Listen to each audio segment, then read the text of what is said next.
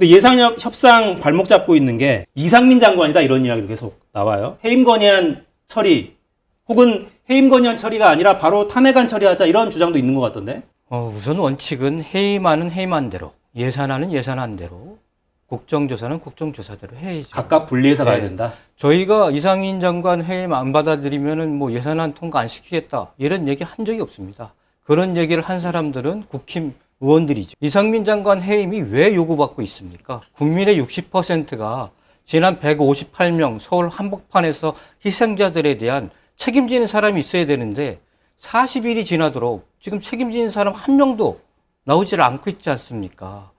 밑에 하부 직원들만 지금 소환 조사되고 구속돼가지고 조사를 받고 있고 최종적인 책임자가 안 나오고 있는 거 아니겠습니까? 명확하게 국민이 60%가 사임이 필요하다, 책임지는 사람이 필요하다고 요구를 하고 있고, 지금 재난안전법, 정부조직법, 국가경찰법에 보면은 행안부 장관이 이러한 재난안전사태에 대해서 최종적인 총괄 감독해야 된다라고 규정되어 있어요. 그래서 이상민 장관이 해임하는 게 맞다 이렇게 주장하고 있는 것이죠. 저희 조영 원내대표도 얘기를 했지만은 그 이상민 장관을 우리가 무슨 감싸갖고 어떻게 할 생각이 없습니다. 근데 제가 이걸 좀 말씀드리겠습니다.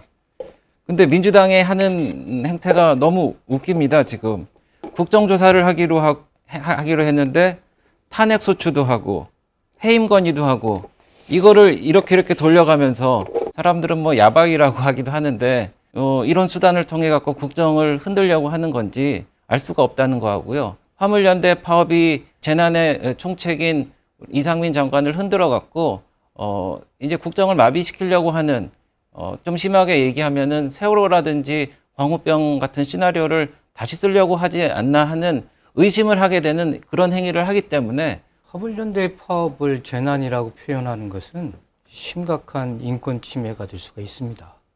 그거는 좀 조심하셔야 될 것 같고, 이상민 장관에 대한 해임 요구를 야바이꾼이나 하는 짓이다 이렇게 얘기를 하는 것도, 이거는 유가족에 대한 심각한 모독입니다. 그 국정조사 특위위원들과 유가족과의 간담회 때 우리 국민의힘 의원들은 다 빠지지 않았습니까? 그분들의 자식 잃은 슬픔에 대해서 제대로 들어본 적이 있습니까? 그것을 야바이꾼이 하는 짓이라고 표현을 합니까? 유가족들에게 정말 찬물 끼얹을 발언이라고 저는 생각을 합니다. 네. 제가 절대 그렇게 하면 안 됩니다. 네, 유가족들이 그 간담회 시에 사퇴시켜야 된다, 탄핵해야 된다 스스로들 말하고 계세요. 그럼 민주당에서 명확한 정책을 정하십시오. 국정조사를 할 겁니까? 탄핵 소추를 할 우리는 겁니까? 국정조사도 아니면 해임 하고 건의안을 할 겁니까? 국정조사도 하고 해임 건의안도 발의하면은 다 할 겁니까? 당연히 대통령 거부할 거 아닙니까? 당연히 뭐 3가지 할 거면 한 10가지 하시죠. 아니, 대통령 거부하면 어떻게든 책임을 져야 하기 때문에 그 다음에 탄핵으로 간다고 하는 겁니다. 자, 이상민 장관 하면 윤 대통령하고 이런 장면들이 좀 떠오르죠?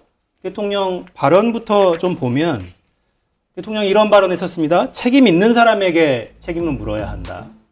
막연하게 다 책임지라 이런 거는 현대사회에서 있을 수 없는 일이다.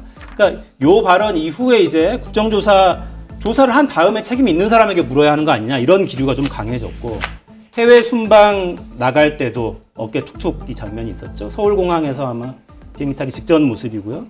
다녀올 때도 악수하면서 고생 많았다 이렇게 이야기했습니다.